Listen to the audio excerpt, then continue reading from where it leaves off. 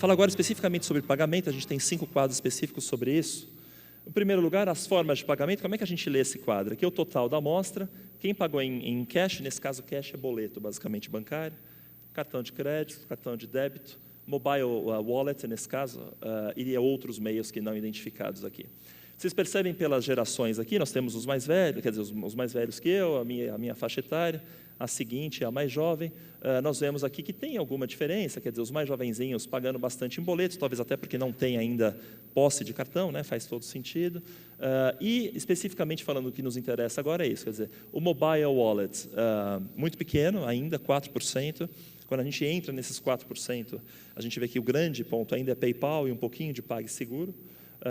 E aí, depois, vocês veem aqui os cartões com mais ou menos, um pouco mais da metade desse pagamento. Então, isso aqui ainda é muito incipiente em termos de meio de pagamento por mobile wallet. Quando a gente fala de device que pagou, então nós temos pessoas, perguntamos especificamente sobre devices móveis, pagamento feito em devices móveis, né? E aí a gente tem mais ou menos metade da amostra pagando de cada forma, e o grande pagamento ainda online, ou seja, a loja ainda não é algo tão presente. Nós vamos entender o porquê que eu estou ressaltando isso nos próximos quadros, e eu diria que essa talvez seja a maior oportunidade aqui no Brasil hoje. Quando se pergunta o que as pessoas pagaram, foi conta bancária, etc., e a compra de produtos que normalmente são bastante comprados no meio online, que são eletrônicos, celulares e brinquedos.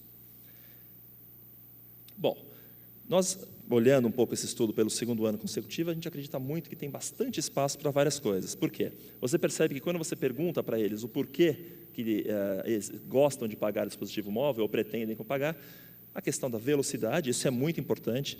Quando nós vemos hoje as principais métricas de e-commerce nos Estados Unidos, a velocidade de carregamento é algo muito importante, milissegundos fazem diferença na experiência do consumidor. O pagamento móvel, ainda tem gente que acha que não é um fator decisivo, mas já entende como mais uma forma. A questão da conveniência, que é você andar com uma carteira, que você também fala, também manda mensagem, também vê o WhatsApp, também comenta sobre a família, então você tornar isso daqui a sua carteira, né, é algo muito, muito charmoso. Isso gera uma compra mais eficiente e tem um desejo de fazer mais essa compra, ainda que o acesso a isso não seja tão amplo, especialmente no varejo físico. Isso é importante comentar, especialmente no varejo físico. E as pessoas acham que isso é mais fácil. Então, vamos lá, a gente pergunta para as pessoas, e aí, tá bom, e o futuro? Então, eu tenho uma certa preocupação com segurança, nós vamos ver depois que não é tanto quanto em outros países da América Latina, mas ainda tem uma certa preocupação. O pagamento, como a gente já comentou, é uma forma, mas não é decisivo, porém, existe uma percepção de que a tecnologia ainda não é boa, está em desenvolvimento. Isso é muito importante. A gente esquece, a gente trabalha, vocês, nesse caso, nessa indústria, mas na hora da compra, o consumidor não separa que isso é compra, isso é loja, para ele é toda uma experiência. Então, se aquele site, por exemplo, não é preparado para mobile, você tem que ficar diminuindo tela, etc. Ou se você até tem um site preparado, mas não tem um aplicativo que facilite a compra, ele não diferencia muito se isso é pagamento ou não. Para ele é uma experiência ruim e ele carrega para todo mundo que está naquele meio essa percepção. Porém, quando a gente pergunta, você acha que deve fazer mais pagamentos mobile? Claramente, quer dizer, metade da amostra sim. E a outra metade, que eu comentei antes, dizendo isso, eu gostaria até de fazer mais pagamento, mas não existe essa tecnologia tão disponível. Então, o que claramente demonstra? Que alguns de vocês têm atacado bastante o médio varejo para conseguir colocar os pagamentos móveis de maneira mais fácil, e claramente parece ser também um desejo do consumidor. Então, quem está caminhando nisso, a gente tem acompanhado os resultados, tem tido bons resultados no geral. Para terminar, falando um pouco sobre segurança, que foi uma pergunta específica do João, a gente tem a segurança, a compra no local físico vista como segura nesses países é muito parecido, 50%, e a compra segura aqui envolve a segurança da compra efetiva, mas também do ambiente. Quando você olha nos outros países da América Latina, você tem aqui uma percepção de segurança menor. Então, o Brasil, ainda que nós tenhamos muita desconfiança de qualquer coisa que a gente não toque, não veja, a segurança ainda é melhor vista do que em outros países. Comparado com outros países do mundo, não é muito menor, hein? Isso é um ponto importante. Então, as pessoas, de alguma maneira, confiam no sistema nosso de pagamento, e isso se reflete aqui numa diferença muito pequena entre as duas. Então, para resumir, claramente, em termos de compra, o Omnichannel é um fato, o mobile tem um peso muito grande, relembrando que mobile é muito direcionado por aplicativos, mais até do que por sites. Lembrando que a experiência de compra para ele, escolher o produto e comprar, é uma experiência única, ele não diferencia quem está fazendo o poder daquilo, quem está por trás. E, finalmente, comentar que existe claramente uma demanda pelo pagamento via mobile, porém feito também na loja física. o celular, claramente, ele não é um meio de pagamento, nem ele é tudo, ele é uma forma de relacionamento. Então, nós acreditamos que é um pouco do que a gente vai debater depois, muito no mobile no futuro do meio de pagamento no Brasil. Tá bom? Acho que era isso, João. Alô? Muito obrigado, Felipe. Obrigado. O grande volume de informação vai ajudar na conversa. Vamos começar aqui fazendo uma pergunta para o Pedro. O e-commerce tem evoluído de uma maneira assombrosa no Brasil e no mundo, né? E pesquisas recentes da Web Shopper, por exemplo, diz que o e-commerce cresceu 26% no primeiro semestre desse ano, se comparado com o mesmo período do ano passado. Na tua opinião, você acha que nós já estamos chegando em níveis de crescimento adequados, ou você acha que tem muito espaço ainda para a gente crescer neste mundo que estamos vendo aí, pelo tudo que a gente vê, que temos muita oportunidade? Qual a sua opinião sobre isso? Bom, João, obrigado pela oportunidade. O mercado no Brasil ele tem um potencial muito grande, pelo menos por mais 5 anos. Quando a gente olha o número de usuários de internet, que é aproximadamente metade da população brasileira, e os próprios números que você mostrou de consumidores dentro dessa população de internautas, devemos chegar esse ano a 60 milhões até o final do ano, a gente percebe que ainda temos a capacidade de trazer um novo público para a internet e depois esse público naturalmente se torna um consumidor. Sem considerar que esse consumidor, cada vez mais, ele incorpora esse hábito de pesquisar preço na internet e de comprar pela internet. Isso faz com que aumente a frequência de compra e as pessoas comprem de tudo pela internet, não somente aqueles produtos mais caros ou que ele possa, eventualmente, fazer um bom negócio pagando em 12 vezes sem juros. As cidades estão cada vez mais bloqueadas, cada vez mais cheias, congestionamentos, estacionamento caro, então se torna cada vez mais conveniente, prático, você comprar e receber o produto, e aí o varejo vai ter que se adaptar aos modelos de entrega, dependendo da necessidade, né? Nos Estados Unidos se fala muito no same-day delivery, entrega expressa em 2 dias ou uma entrega regular. Mas as nossas estatísticas, as nossas previsões para o Brasil, nos próximos 5 anos, mostram que a gente ainda tem um crescimento médio na casa entre 15% e 20% ao ano. Muito bem, obrigado.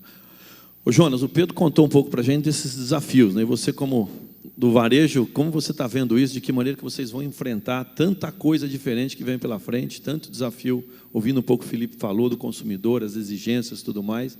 Como você, eu fiquei sabendo recentemente que você está para lançar um site novo. Então, como é que você está enfrentando tudo isso e como você está vendo que os varejistas podem se adaptar a toda essa nova realidade? Bom, acho que, primeiramente, olhando como oportunidade, né, esses desafios.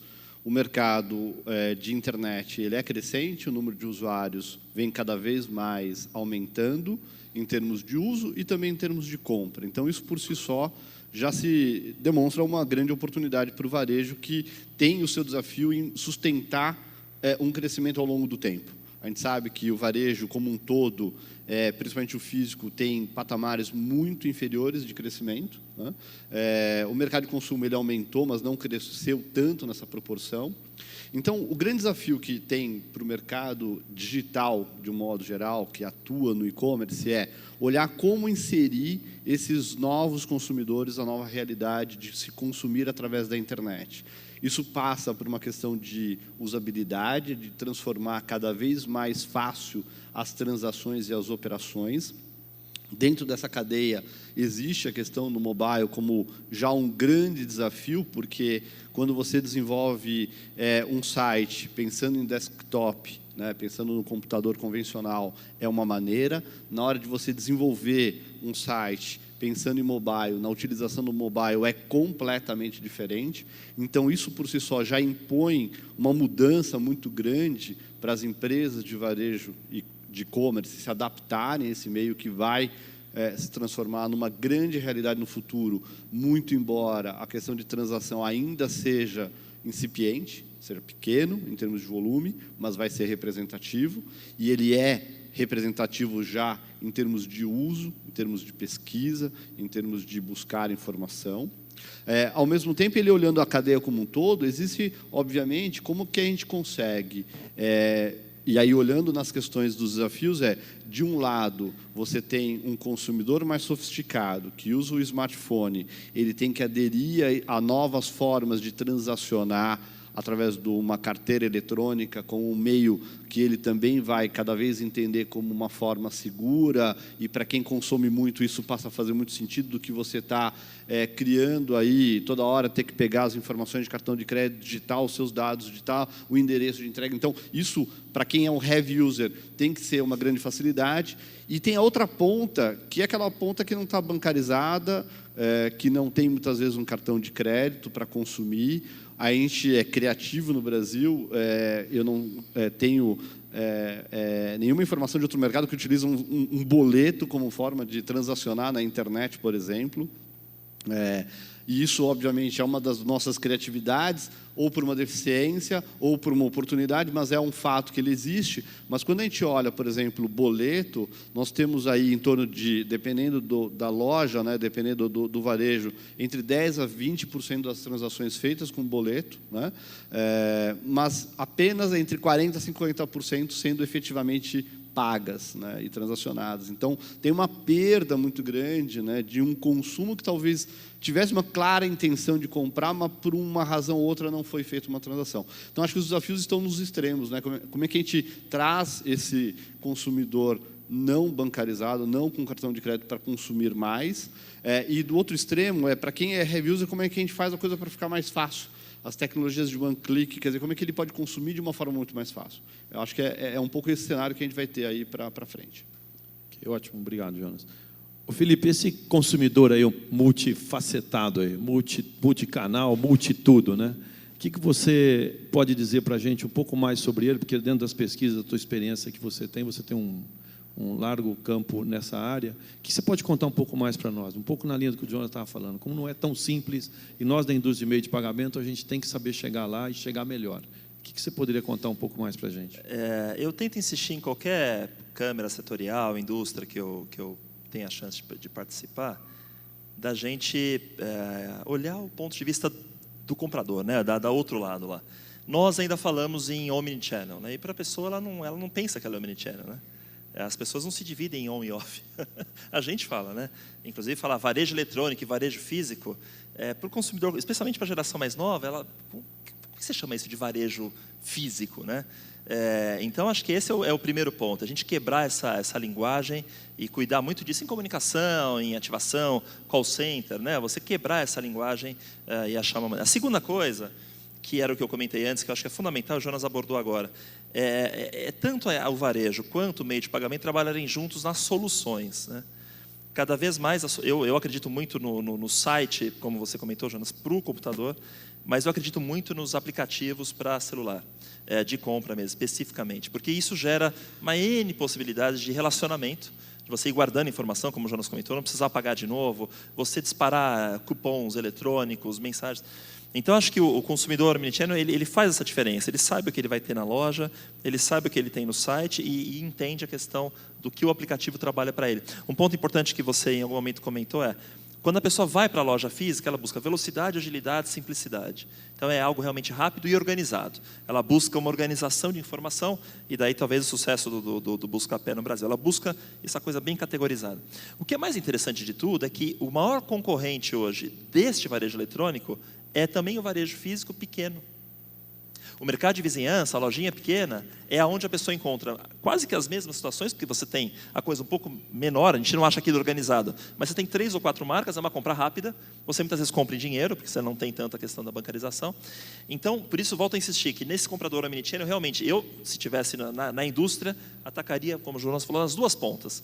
Na ponta mais moderna mesmo, mas também no varejo mais tradicional, porque ele é claramente o grande potencial de crescimento, na minha visão, da indústria de meio de pagamento.